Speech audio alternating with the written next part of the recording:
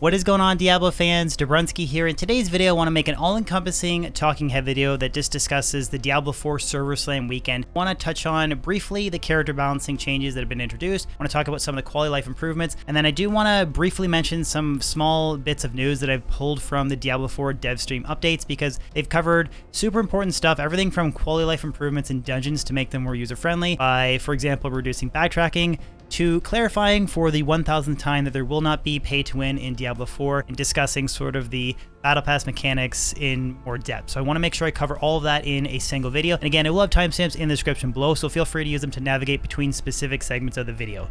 With that being said, hopefully you guys enjoy this video. So let's jump in. So as far as character balancing goes, the devs have made quite a few changes to all 5 character classes from the original first 2 test weekends to the Server Slam weekend that's currently happening. Now I do want to point out, this is very important to mention here, is that a lot of people might fly off the deep end by saying, like, how come the Corpse Explosion Necro got nerfed? That was such a fun build. We really need to take these changes, in my opinion, with a grain of salt, because this weekend we're only playing up to character level 20. We're not getting all the way up to 50, having full access to fill out all of the ultimate skills and different passives in the skill tree, and then continue to progress in the Paragon board and really like excel and flesh out those builds. There's not really a lot you can do with 20 or 25 skill points. Like, that's just super important to just mention. But as far as some of the changes go, some of the most noteworthy ones has been the nerfing of the bone skills for the Necro, nerfing of Corpse Explosion for the Necro, and nerfing of the Chain Lightning and Fire skills for the Sorceress. And as far as substantial buffs, the Druid summons have been buffed quite a bit, and the generator skills that generate Spirit for the Druid, they have been substantially buffed as well. So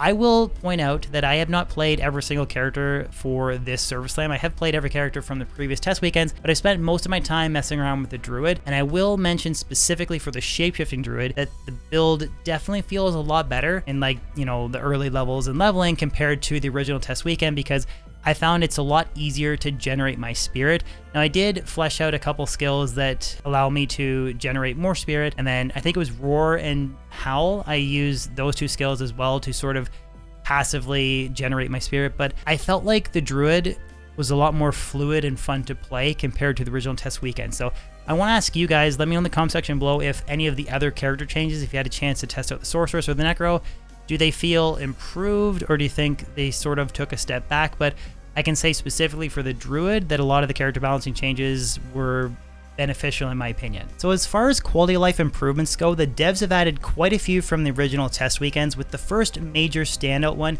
being Force Move now also interacts with objects in the environment. This is a toggle in your controls, so you can set Force Move to mouse button 1, and it will also interact with NPCs or pick up objects off the ground. You could not do this prior to this test weekend, and that has always sort of been like a meta setup for other games like PoE. You'd always set your Force Move to mouse button 1.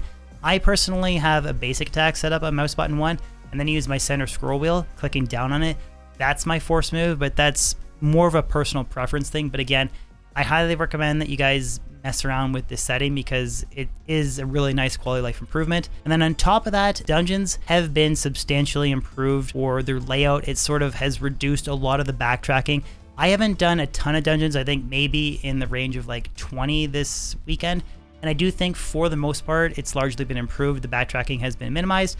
There's a couple certain dungeons where you actually have to pick up an object and run it back to a pedestal to open up a door. That's sort of some backtracking that you can't really get out of, but for the most part, I think it's largely been improved. And then finally, the font has been improved. I will be the first to admit, I thought this was such a stupid thing to complain about. I really thought it was like, just, it wasn't really even worth talking about. But I will admit that the changes to the font has been an improvement. I'm totally fine with admitting what had been wrong. I don't think it was like a major important thing to fix, but it has sort of improved the visuals in Diablo 4. Another very interesting topic that was covered during one of the Diablo 4 live stream dev updates was the Paragon board. Now, we have seen little glimpses of just the standard white nodes that weren't really that exciting, that were maybe like 2 to strength or 2 to energy. They just didn't really have anything that really felt meaningful, but they did cover a couple examples of magic, rare, and legendary nodes, and we got a chance to sort of see how interacting with different combinations of the Paragon board can, in addition to the skill tree, really have what looks like to be a pretty substantial influence on the direction of your character. And then we do know from previous iterations of like blog posts that you only have limited selection of tiles that you can pick in a Paragon board. So it's not infinite power creep, because I do know that a lot of people have criticized the Diablo 4 skill tree as not really quite being enough. But I think in combination with the skill tree and the Paragon board, I think there's the possibility for the chance to really flesh out a lot of builds. Again, this is sort of up in the air. We'll have to see once we actually get our hands on the full game. But I just wanted to mention that some of those sneak peeks that we saw during the Diablo 4 dev streams look pretty promising. Another interesting change that I noticed is that the World Boss event Ashava now features a Stagger mechanic that was not present during the previous beta test weekend. So if you do enough damage to Ashava, you'll actually stun her or stagger her, where you get a chance to do more damage. So the cool thing about this weekend is that if you do kill Ashava, you earn a special cosmetic for your mount.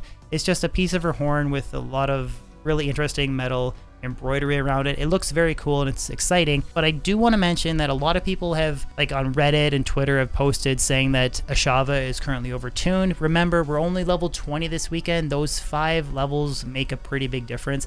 If you are struggling to get that cosmetic piece, just knock it down to World Tier 1.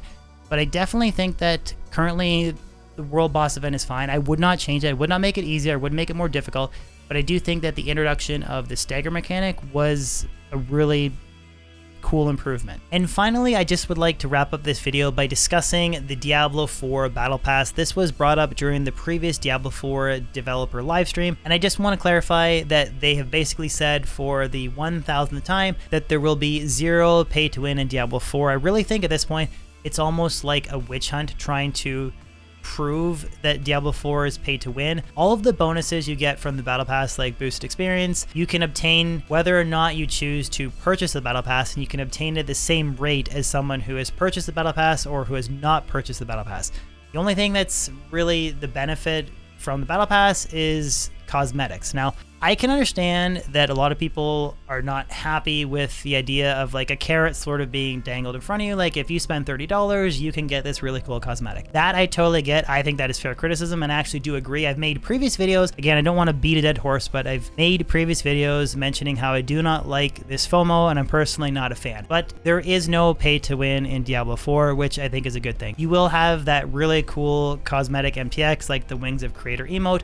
You'll always have that stuff dangled in front of you, sort of incentivizing you to spend more money. So do I think it's perfect? No, but at least there is no pay to win. So that basically wraps up most of the things I want to talk about. Again, in general, I personally am largely enjoying Diablo 4. I don't think it's perfect. There is a couple things that I just don't really understand why it's in Diablo 4. Like, for example, the gem stacking is cool, but why is there not like some sort of currency tab or like a toggle button? You could have a currency tab like Path of Exile where you could sort of like shift click them onto the currency tab so they don't take up space, or you could have just like a single button that you can use to auto store them in other games like Last Epoch. I don't think that the game is perfect in regards to some of that quality of life, and I definitely don't think that the endgame content is maybe perfect. Again, we haven't had a chance to play it and it might get a little bit repetitive. Don't think the game is perfect by any means, but I do largely feel confident with the direction that Diablo 4 is going. So again, guys, just let me know in the comment section below if you guys agree, disagree, or you sort of think I'm missing on anything major. This was sort of a talking head video slash news video slash review video. So hopefully you guys enjoyed it. If you did, if you could throw a like on it, that'd be awesome. And I'll catch you guys on my next video or live stream. Peace out.